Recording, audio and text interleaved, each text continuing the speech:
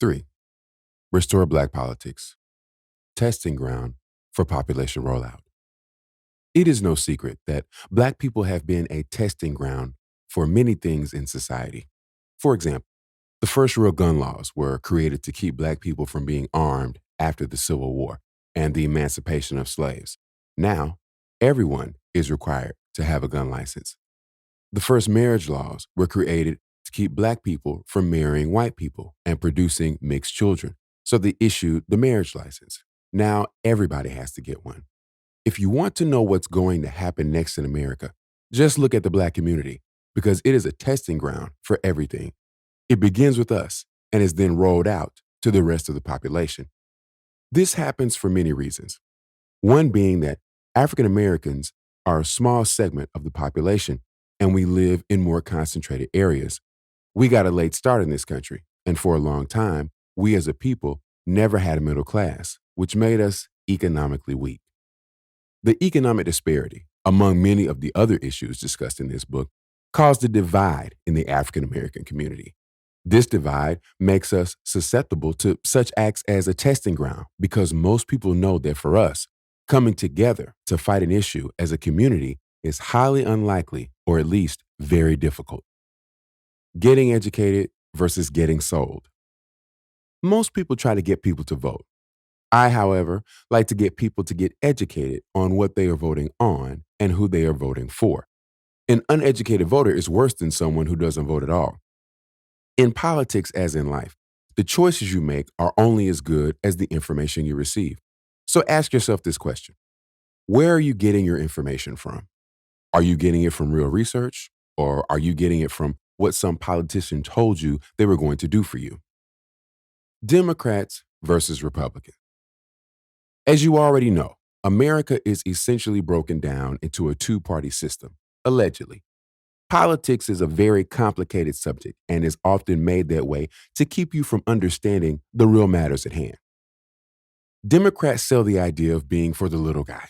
This usually results into more social programs, and Republicans claim to be for free markets. This usually results in less regulation and an abundance of greed. If we can be completely honest, due to the message of the Democratic Party being for the little guy or the poor man or the common man, voting Democrat becomes the Black thing to do. If a Black person is seen voting Republican, they are almost looked at as a traitor or a sellout. See the sellout concept in this book.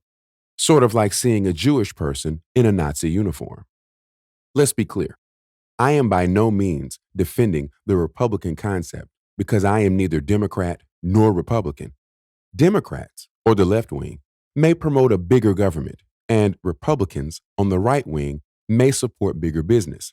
But the truth is that big government is just a tool for big business. Big businesses use their resources, money, and influence to sit on top of the government like a parasite while the government acts as the host. The government then latches on to the people and leeches off of them through taxation, rules, and regulations to feed their big business parasite, while many politicians line their pockets in the process. So one hand really washes the other. Think of it like flipping a coin. It doesn't matter if you choose heads or tails. Regardless of which side it lands on, the value of that coin has not changed, even though the front and back side of the coin may appear different. Explore the libertarian concept. I am by no means trying to get you to vote this way or that way. However, I would like to introduce you to an idea that is worth exploring when you are looking at what is going on in the political world. It is called the libertarian concept, a term that comes from the word liberty. Liberty, in its political sense, is defined as a way of life that permits people to work out their problems for themselves, build lives for themselves, take risks, and accept responsibility for the results, and to make their own decisions.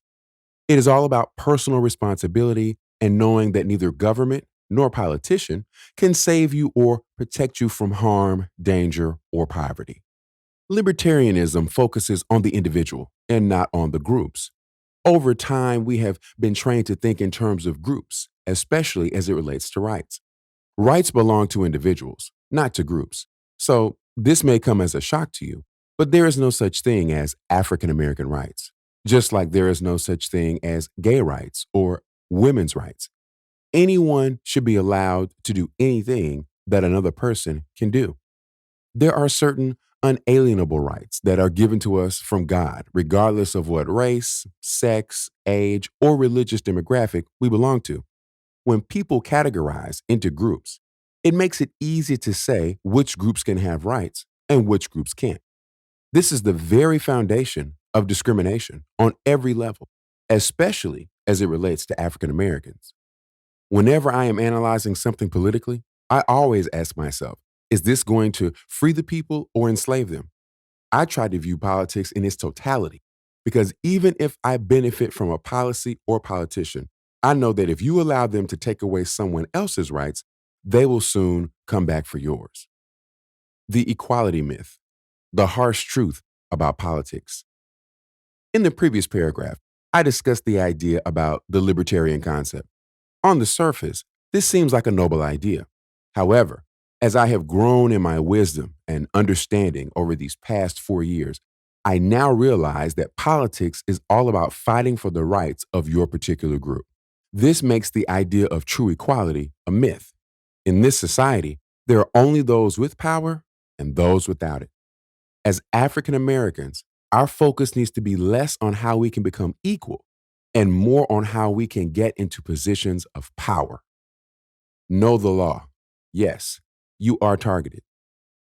It is no secret that African Americans are unfairly targeted and disproportionately imprisoned, but make no mistake that this is just as much about economics as it is about politics.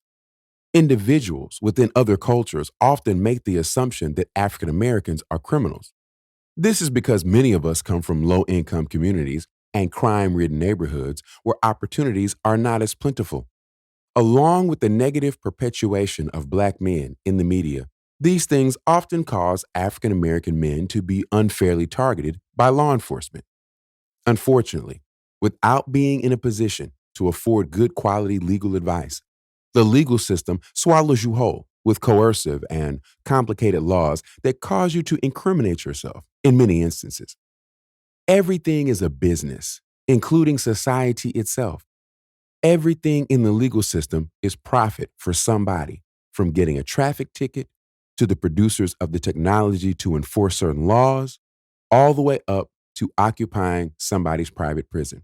Therefore, in many instances, the system has been corrupted to enforce laws that are less about protecting society and more about someone's economic benefit, and they are always looking for new customers. African Americans make the perfect feeding ground, thanks to a lack of affordability of good legal advice and a lack of affordability of lobbyist representation in the law making process. The lesson in this is that you need to have a working knowledge of your basic legal rights. You should be at a point where you can represent yourself should you find yourself in a situation where you need legal defense. The problem is the overcomplication of the laws and what they mean. The entire legal system depends on ignorance of the law. Until we can change the injustices in our judicial system against the poor and less fortunate, mainly Black folks, then we must learn how to legally fight the law by understanding our basic rights. Legal education is just as important as financial education. My jailhouse experience. I have recently had an interesting experience. I have a cousin who I love dearly and who is not a bad person by any means. Unfortunately, he can't seem to stay out of trouble and consequently always ends up in jail. So much so that if I call him more than once without getting a return phone call, I automatically assume that he has been locked up again. During one jail visit, I sat across from him, and through the glass, I could see the entire jail behind him. As I looked around, I noticed that the jail, filled with several thousand inmates, was 100% occupied by Black men with no exceptions, not even one. I asked my cousin if he was okay on the inside. His response to me was, "Of course, I know too many people in here." While I felt relieved that he was okay, I also felt saddened by the fact that a trip to jail ended up being a high school reunion for him. Something is seriously wrong with this. more about rich versus poor than race. If I can be completely honest, I don't think all the issues that we as African Americans have as a community are simply due to the fact that we are Black. Truthfully, for the people on the top of the social pyramid, I think it is more about economics than it is about race alone. For various reasons outlined in this book, Black people are always on the bottom of the economic totem pole. So we get hit first and we get hit the worst. Earlier in this book, I mentioned how the Black community is the testing ground for new social concepts. These concepts always end up being rolled out to the rest of the population as well, starting from the bottom of the economic totem pole on up to the top. Incarceration affects us at disproportionate levels because we cannot afford sound legal advice. The food industry is serving us all kinds of bodily poison in the Black community, and the cheaper the meal is, the worse it usually is for you. We tend to buy terrible food because we are in areas where these foods are being sold. I don't think food chain executives are sitting around saying, "What can we do to kill a bunch of Black people?" I do think they are saying, "How can we sell as much of our food as we possibly can, as cheaply as we possibly can, to people with little options and make as much profit as we can, even if it means we have to kill a bunch of people, many of whom happen to be Black." If you take a look at the rise of once poverty stricken African Americans, such as Oprah Winfrey, 50 Cent, and Jay-Z, you will notice the level of respect they now command from white America once they made the Forbes list. 50 Cent and Jay-Z were once considered hooligans, threats, and a menace to society. Once they started making hundreds of millions of dollars, they went from being some thug from the hood, according to traditional American social standards, to Mr. Curtis Jackson and Mr. Sean Carter. Some people respect social status, some people respect power, but at the end of the day, everybody respects money. In order for African Americans to command more respect as a people, we must raise the economic status of our people as a whole. The Restore Black Politics Action Plan. Community Action Plan. Step 1. Get educated on politics and political structure. Stop letting media dictate our view of the political world. Learn to view politics from a non-biased, non-emotional perspective. Step 2. Teach real-world politics to the children, but teach them how to think and understand politics rather than to just be fed what media and other people want them to hear. Step 3. Become economically empowered in order to create more political influence, starting in your local community, moving up to national ranks. We must scout promising children early on and create educational and scholarship-based programs to mold young Black children into world leaders. Step 4. Invest in more Black media moguls and Black ownership of Black radio stations, television stations, and prominent magazines. Whoever controls the media controls public opinion. Whoever controls public opinion can control politics. Personal action plan. Step 1. Find 3 to 5 books you can read that will at least give you a macro view of the political system and our relationship in it. Note, politics can be a boring subject, so find one area that at least interests you in your own personal life and start there. You will be surprised what this world will open up to you. Step 2. Learn your basic human and civil rights.